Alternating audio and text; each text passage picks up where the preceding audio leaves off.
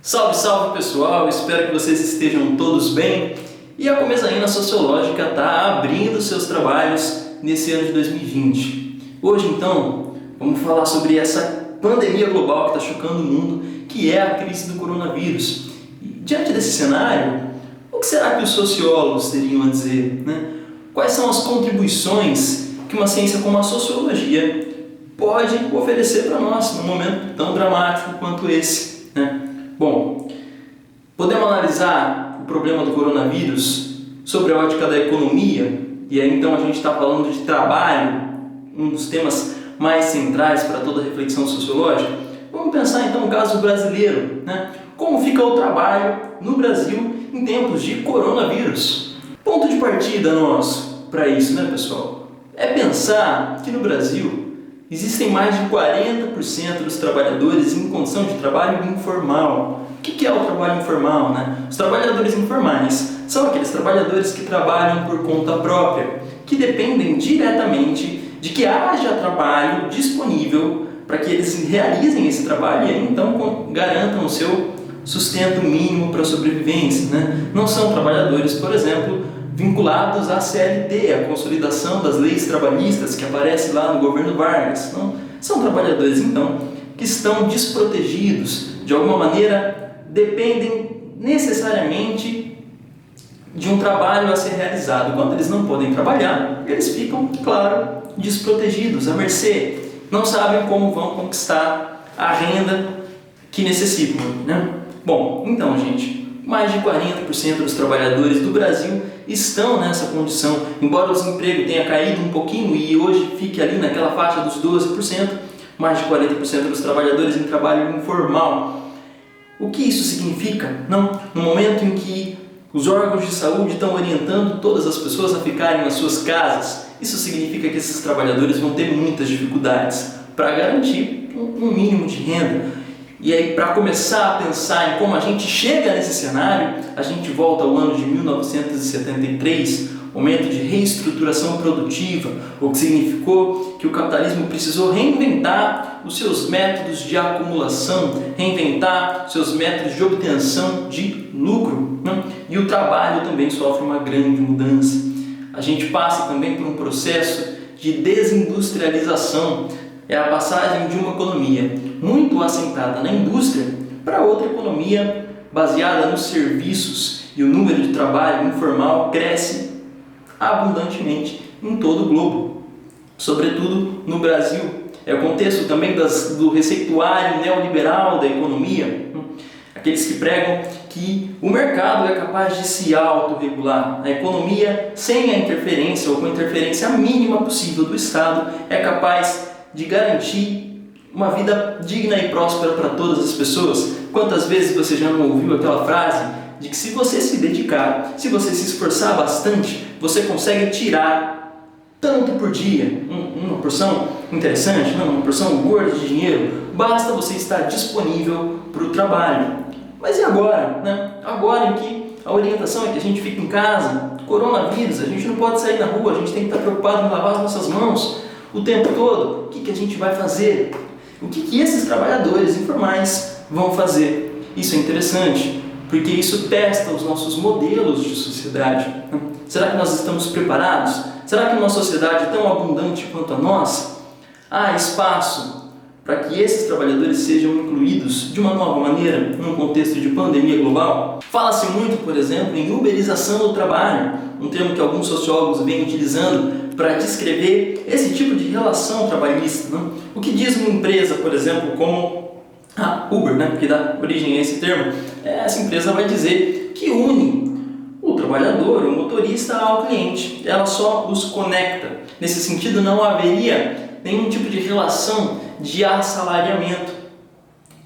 O que é problemático numa situação como essa é que os custos do trabalho, os custos de manutenção do veículo, os custos de limpeza, ficam todos a cargo do motorista. E se algo acontece com o seu veículo, mesmo que esse veículo seja alugado, os custos são do próprio trabalhador. É uma relação que, de alguma maneira, é uma relação assalariada, ainda que se tente dizer que não. Então, a uberização do trabalho tem um pouco a ver com isso. A gente pode pensar também nos entregadores, né? Nos entregadores de delivery, e aí você já bem à mente vários aplicativos onde a gente consegue esse tipo de serviço, né? Esses trabalhadores também, eles trabalham por conta própria, dependem de quanto de entrega eles fizerem e quanto eles vão receber. Mas no momento em que eles não possam trabalhar, como isso fica? Não? Como fica essa relação? Em tempos de coronavírus, como fica essa relação? É nesse sentido que um sociólogo famoso escreveu há pouco tempo um livro chamado O Privilégio da Servidão. Esse sociólogo é o Ricardo Antunes. E o que significa nesse livro o privilégio da servidão? Não, o que seria privilégio? O privilégio é ter um trabalho precário, ou o trabalho precário, ou a tragédia do desemprego.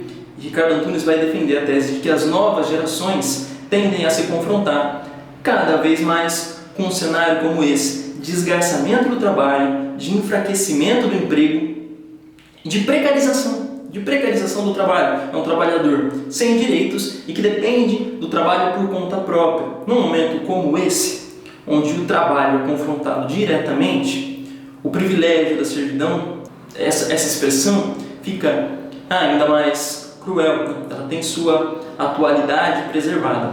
Temos que nos preparar para isso. Bom, como a gente ainda pode continuar trabalhando essa questão do coronavírus sob a ótica da sociologia, né? Uma outra questão é a globalização. A globalização, mais do que nunca agora, parece um dado de realidade. Não dá mais para ir contra a amarela globalização, para negar a globalização. Haja visto o modo como o vírus se espalhou rapidamente por todo o globo, uma sociedade absolutamente interconectada e que está tendo que lidar com esse problema também de uma maneira global. Quais são as soluções? Fechamos as fronteiras? Não fechamos? O mundo todo está pensando de modo conjunto num assunto como esse. A sociologia também está preocupada com os microcosmos da vida social, num momento de isolamento coletivo, em que todo o globo se volta e une esforços para que a gente supere essa pandemia. Como ficam as famílias? Como a intimidade pode ser operada num momento como esse?